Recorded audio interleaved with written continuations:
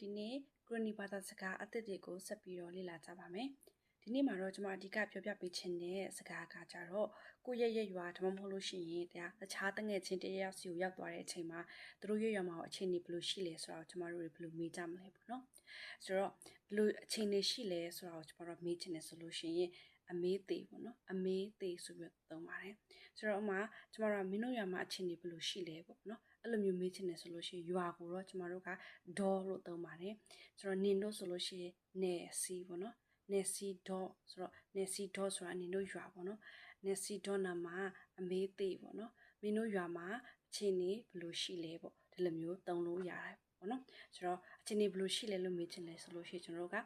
အမေးသေးဆိုပြီးတော့သုံးကြပါတယ်နောက်တစ်ခုကကြတော့ကိုယ့်ရဲ့တငယ်ချင်းကကျောင်းတက်နေတယ်တက္ကသိုလ်တက်နေတယ်ပေါ့နော်အဲ့အချိန်မှာကိုကသူ့ကိုပေါ့နော်တက္ကသိုလ်မှာပျော်ရဲ့လားပေါ့ဒီလိုမျိုးမေးချင်တယ်ဆိုလို့ရှိရင်အဲ့နဲ့ဟိုပျော်ပဲ့ဟာပေါ့နော်ဟိုပျော်ပဲ့ဟာပေါ့နော်ဆိုတော့အိုရာဆိုတာကနေတယ်ပေါ့နော်ပျော်တယ်ဆိုတာဒီပမာလို့သူပဲပေါ့နော်ဆိုတော့ဟိုပျော်ပဲ့ဟာဆိုတာကပျော်ရဲ့လားပေါ့နော်တက္ကသိုလ်တက်ရတာပျော်ရဲ့လားဒါမှမဟုတ်လို့ရှိရင်နေရာမှာသွားတာနေရာမှာရောက်နေတာပျော်ရဲ့လားဆိုလို့ရှိရင်နေကိုပျော်ပဲ့ရပေါ့နော်နေဆိုတော့ကျွန်တော်တို့သိတဲ့အတိုင်းပဲနင်ပေါ့နော်နင်ပျော်ရဲ့လားပေါ့ဒီလိုမျိုးသုံးပါတယ်နောက်ဆုံးတစ်ခုကကျတော့ကျွန်တော်တို့ဒီတစ်ခုခုပေါ့နော်စကောင်းလားပေါ့စကောင်းလားလို့မေးတဲ့ချိန်ကြလို့ရှိရင်တော့ကျွန်တော်တို့က AV ပဲပေါ့နော် AV ပဲဆိုပြီးတော့ကျွန်တော်တို့သုံးပါတယ်ဆိုတော့ A တဲ့ဆိုတာကကျွန်မပြောခဲ့သလိုပဲစားတာပေါ့နော်V ပဲဆိုတာကကောင်းတာပေါ့နော်စားကောင်းရဲ့လားဆိုလို့ရှိရင်ကျွန်တော်တို့က AV ပဲဆိုပြီးတော့သုံးပါတယ်ပေါ့နော်ဒီနေ့မှာတော့ကျွန်မကအဓိက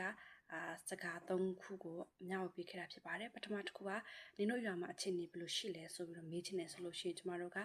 နေစီဒေါနာမှာအမေဦးသေးပေါ့နော်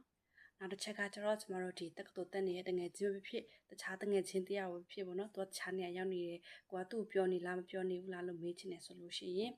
နေအိုပြောပဲဟာဒါမှမဟုတ်လို့ရှိရင်နေအိုမိုပဲဟာဆိုပြီးတော့လည်းတုံးလို့ရပါတယ်နော်နောက်တစ်ခုကကျတော့ကျမတို့ဒီစားကောင်းလားပေါ့နော်စားကောင်းလားဆိုလို့ရှိရင်ကျမတို့ကအဗီပဲဟာပေါ့နော် AV ပဲဟာပေါ့နော် AV ပဲဟာဆိုပြီးတော့ကျမတို့ကတုံးတယ်ခါလေးကြလို့ရှိရင်လည်း AV ပဲဟာဆိုပြီးတော့လည်းတုံးတယ်ပေါ့နော်ဒါပေမဲ့အခုစပြီးတော့ပြောမယ်ဆိုလို့ရှိရင် AV ပဲဟာဆိုပြီးတော့သုံးလို့ရတယ်ပေါ့နော်